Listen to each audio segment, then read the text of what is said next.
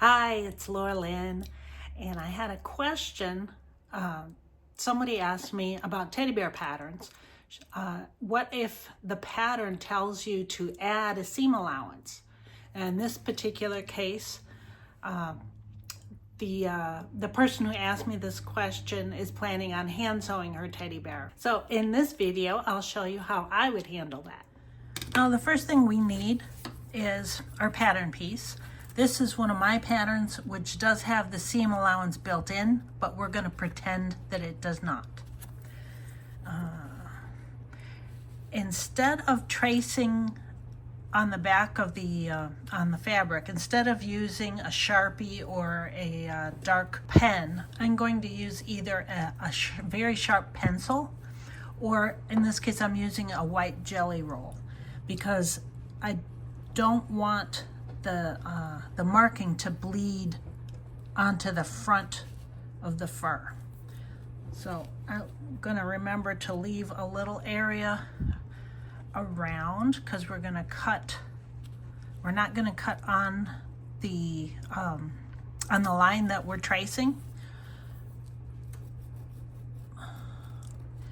In this case, the line that we're tracing is going to be our sewing line, and that's why you don't want to use a dark pen or a Sharpie.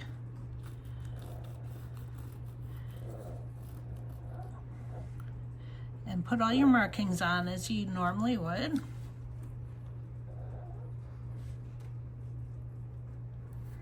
Okay, so now I have my pattern piece traced on to the fabric. And let's see, Patricia's question was, she said her pattern said to add 3 or 4 millimeters of seam allowance.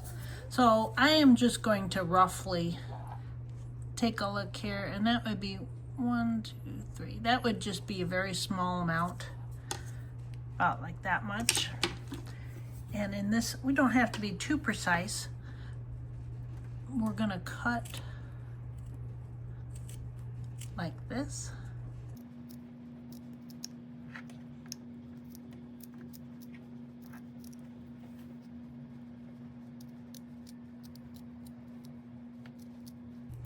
So it's like we're just cutting around, giving it a border.